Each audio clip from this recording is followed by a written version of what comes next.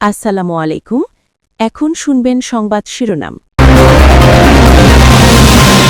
অনিশ্চয়তামুখী Iran যুক্তরাষ্ট্র চূড়ান্ত আলোচনা। সুইজারল্যান্ড যাচ্ছে না কোনো পক্ষই যুদ্ধবন্ধের সমঝোতা বাংলাদেশের অর্থনীতির জন্য ইতিবাচক বলছেন অর্থনীতিবিদরা। একদলীয় শাসন কায়েমের চেষ্টা চলছে সরকার, অভিযোগ জামায়াত আমিরের। স্থানীয় সরকার নির্বাচনে এককভাবেই অংশ নেবে এনসিপি জানালেন বলছে নেতারা।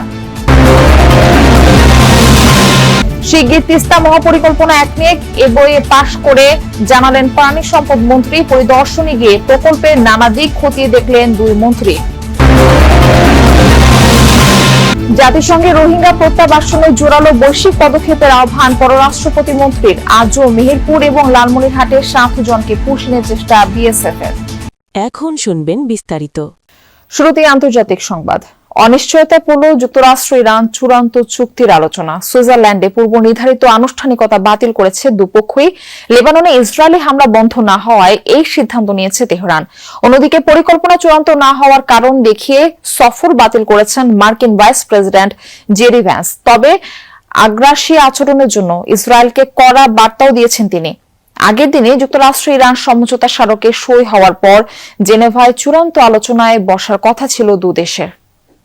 যুক্তরাষ্ট্র ইরান চুক্তির অন্যতম গুরুত্বপূর্ণ ইস্যু ছিল লেবানন। দেশটিতে ইসরায়েলি হামলা বন্ধ না হওয়া পর্যন্ত কাগজে কলমে সই না করতে অনড় ছিল তেহরান। ট্রাম্প প্রশাসনের আশ্বাসে পরে তাতে রাজি হয় খামেনি প্রশাসন, কিন্তু লেবাননে থামেনি ইসরায়েলি আগ্রাসন। চুক্তির বাকি আনুষ্ঠানিকতার স্বার্থে শুক্রবার জেনেভায় বসার কথা ছিল মার্কিন ও ইরানি প্রতিনিধি দলের। লেবাননে তেল আবিবের হামলার জেরে সেই সফর বাতিল করে তেহরান। বিষয়টি জানানো হয় অপরপক্ষ ওয়াশিংটনকে। এদিকে ইরানের সাথে আলোচনার পরিকল্পনা চূড়ান্ত না হওয়ার কারণ দেখিয়ে সুইজারল্যান্ড যাচ্ছেন না মার্কিন ভাইস প্রেসিডেন্ট জেডি ভ্যান্সও। কারিগরি ব্যবস্থাপনা সহ খুঁটিনাটি খতিয়ে দেখা হচ্ছে বলে জানিয়েছে হোয়াইট হাউস। ফলে তেহরানের সাথে পরবর্তী দফার আলোচনার সময়সূচি নিয়ে তৈরি হয়েছে অনিশ্চয়তা। সুইজারল্যান্ডে আমাদের যাওয়ার পরিকল্পনা আছে, কিন্তু জানি না কখন। যেভাবে আলোচনাটি সাজানো হচ্ছে তাতে স্পষ্টতই রাজনৈতিক নেতৃত্ব জড়িত থাকবে, মানে মাঠ পর্যায়ে থাকা লোকজনই এই আলোচনা এগিয়ে নেবে। উচ্চ সম্পৃক্ত ইউরেনিয়াম কিভাবে ধ্বংস করা হবে, সমস্ত খুঁটিনাটি বিষয় আলোচনা হবে। যুক্তরাষ্ট্র ইরান আলোচনায় অনিশ্চয়তা তৈরিকারী আগ্রাসী ইসরায়েলকেও কড়া বার্তা দেন জেডি ভ্যান্স। নেতানিয়াহুর মন্ত্রিসভায় কিছু লোক আছে যারা প্রকাশ্যে এই চুক্তির সমালোচনা করেছেন এবং কিছু ক্ষেত্রে মার্কিন প্রেসিডেন্টকে ব্যক্তিগত আক্রমণ করেছেন। তাদের প্রতি আমার বার্তা, ডোনাল্ড ট্রাম্পই এই মুহূর্তে সমগ্র বিশ্বের একমাত্র রাষ্ট্রপ্রধান যিনি ইসরায়েলের প্রতি সহানুভূতিশীল। গত 3 মাসে আপনাদের মাতৃভূমিকে রক্ষা করা 2/3 অস্ত্রই আমেরিকানদের হাতে নির্মিত এবং আমেরিকান করদাতাদের টাকায় তৈরি। বৃহস্পতিবার যুক্তরাষ্ট্র ইরান সমঝোতা স্মারকে স্বাক্ষর করেন দুদেশের প্রেসিডেন্টরা। ভার্চুয়ালি স্বাক্ষরিত হওয়ায় কোনো দেশের কর্মকর্তারাই মুখোমুখি বসে আর চুক্তি সই করবেন না। তবে সুইজারল্যান্ডের জেনেভায় শুরু হওয়ার কথা ছিল চূড়ান্ত চুক্তির জন্য আলোচনা, যেখানে আলোচনা হবে তেহরানের পারমাণবিক কর্মসূচির ভবিষ্যৎ নিয়ে। 60 দিনের ওই আলোচনার শুরুর দিনে যোগ দেওয়ার কথা ছিল মার্কিন ভাইস প্রেসিডেন্টের। যুক্তরাষ্ট্র ও ইরানের মধ্যকার যুদ্ধবন্ধের সমঝোতা স্বাক্ষরকে বাংলাদেশের জন্য ইতিবাচকভাবে দেখছেন অর্থনীতিবিদরা। তারা বলছেন, দেশের অর্থনীতির অনেক কিছুই নির্ভর করে মধ্যপ্রাচ্যের উপর। সেখানে স্থিতিশীলতা আসলে অর্থনৈতিক নানা অনিশ্চয়তাও কাটবে। দেশের বিভিন্ন দফতরে নিজস্ব লোক বসিয়ে একদলীয় শাসন ব্যবস্থা কায়েমের চেষ্টা করছে সরকার, এই অভিযোগ করেছেন বিরোধী দলীয় নেতা এবং জামায়াতের আমির ডাক্তার শফিকুর রহমান। সকালে নারায়ণগঞ্জ শহরে আয়োজিত দলের কর্মী সভায় এই অভিযোগ তোলেন তিনি। বলেন, আওয়ামী লীগ সরকারের মতোই বাংলাদেশ ব্যাংক, জেলা পরিষদ সহ বিভিন্ন দফতরে নিজেদের লোক বসিয়েছে সরকার। অভিযোগ করেন, সরকার গঠনের পর 24-এর গণ অভ্যুত্থান এবং গণভোটকে অস্বীকার করেছে বিএনপি। বাজেট নিয়ে বিরোধী দলের এই শীর্ষ নেতা বলেন, 17 বছরে বাজেট থেকে 29 লাখ কোটি টাকা বিদেশে পাচার করা হয়েছে। সে পথে না হাঁটতে সরকারের প্রতি আহ্বান জানান ডাক্তার শফিকুর রহমান। স্থানীয় সরকার নির্বাচনে জোট নয়, এককভাবে অংশ নেবে এনসিপি, সে প্রস্তুতি চলছে বলে জানিয়েছেন দলটির মুখপাত্র আসিফ মাহমুদ সজীব ভুইয়া এবং মুখ্য সংগঠক সার্জিস আলম। বলছেন, এতে সাংগঠনিক ভিত্তি শক্তিশালী হবে, যদিও ভোট বিভাজনের ঝুঁকি রয়েছে। সার্জিস আলম জানিয়েছেন, আগামী জাতীয় নির্বাচনের জন্য দলকে সুসংগঠিত করাই মূল লক্ষ্য। আত্মপ্রকাশের 1 বছর পর সংসদ নির্বাচনে অংশ নিয়ে 6টি আসন পায় তরুণদের নেতৃত্বাধীন জাতীয় নাগরিক পার্টি এনসিপি। নির্বাচন পরবর্তী দলের সাংগঠনিক কার্যক্রমে গতি আনার কথা বলছেন দলটির নেতারা। তৃণমূল পর্যন্ত কমিটি গঠনের কাজ চলছে বলেও জানিয়েছেন তারা।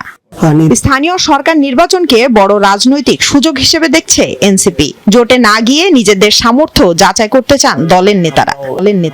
এনসিপি এককভাবে নির্বাচনের প্রস্তুতি নিচ্ছি, সেই ক্ষেত্রে কিছু লাভও আছে, কিছু ক্ষতিও আছে। লাভের জায়গা থেকে হয়তো আমাদের সাংগঠনিক ভিত্তিটা আরো শক্তিশালী হবে। নির্বাচনের স্বার্থে প্রত্যেকটা জায়গা ওয়ার্ড পর্যন্ত অবশ্যই কমিটি হবে এবং একটা রাজনৈতিক তৎপরতা তৈরি হবে। আমি যদি বিপরীত দিকে দেখি, যখন আমরা আলাদা আলাদা এককভাবে নির্বাচন করব, ঐক্যবদ্ধভাবে আমরা যতগুলো জায়গায় জিততে পারতাম, হয়তো সেখানে জেতার পরিমাণটা শতকরা তার অর্ধেকে নেমে আসতে পারে। এনসিপি এককভাবে স্থানীয় সরকার নির্বাচনে অংশগ্রহণ করার সর্বোচ্চ প্রস্তুতিটা নিচ্ছে। যেহেতু এখনো নির্বাচনের তারিখ থেকে শুরু করে নির্বাচন হবে কি হবে না সেটা নিয়ে শঙ্কা আছে, ফলে এখন পর্যন্ত জোটের মধ্যে সেভাবে অফিসিয়ালি এখন আলোচনা। টেকনিক্যাল টিম রিপোর্ট দিলে শিগগিরই তিস্তা মহাপরিকল্পনা একনেকে পাশ করা হবে, এমনটা জানিয়েছেন পানি সম্পদ মন্ত্রী শহীদুদ্দীন চৌধুরী আনি। তিস্তা মহাপরিকল্পনা বাস্তবায়নের সম্ভাব্যতা যাচাইয়ের লক্ষ্যে সকাল থেকে নদী অববাহিকা পরিদর্শন করছেন পানি সম্পদ ও দুর্যোগ ব্যবস্থাপনা মন্ত্রণালয়ের মন্ত্রী প্রতিমন্ত্রীরা। প্রথমে নীলফামারীর বগলাগাড়ি, তিস্তা প্রধান সেচখাল, জলঢাকা, রাজারহাট সহ বিভিন্ন এলাকায় তিস্তা নদীর শাখা উপশাখাগুলো ঘুরে দেখেন তারা। এরপর নদী পাড়ের বাসিন্দাদের সাথে মতবিনিময় করেন। এ সময় পানি সম্পদ মন্ত্রী শহীদুদ্দীন চৌধুরী আনি বলেন, স্বল্প সময়ের দৃশ্যমান হবে তিস্তা মহাপরিকল্পনা প্রকল্প। দুর্যোগ ব্যবস্থাপনা মন্ত্রী আসাদুল হাবিব দুলু বলেন, অতি সত্বর জাগোবাহে তিস্তা বাঁচাও আন্দোলনের সুফল পাবে উত্তরাঞ্চলের মানুষ। নীলফামারী এবং লালমনিরহাটের পর বিকালে রংপুরে তিস্তা অববাহিকা পরিদর্শন করার কথা রয়েছে মন্ত্রী প্রতিমন্ত্রীদের। কোনোভাবেই থামছে না বিএসএফ এর পুশিং চেষ্টা। মেহেরপুর এবং লালমনিরহাটে সীমান্ত দিয়ে 7 জনকে পুশিনের চেষ্টা চালিয়েছে ভারতীয় সীমান্ত রক্ষী বাহিনী। ভোরে মেহেরপুর সদর উপজেলার বুড়িপোতা বিওপির খালপাড়া সীমান্ত দিয়ে 4 জনকে এপারে ঠেলে দেওয়ার চেষ্টা করে বিএসএফ। বিজিবি জানায়, সীমান্তের ওপারে 4 জনকে দেখতে পায় স্থানীয়রা। খবর পেয়ে বিজিবি ঘটনাস্থলে গিয়ে তাদের বাধা দেয়।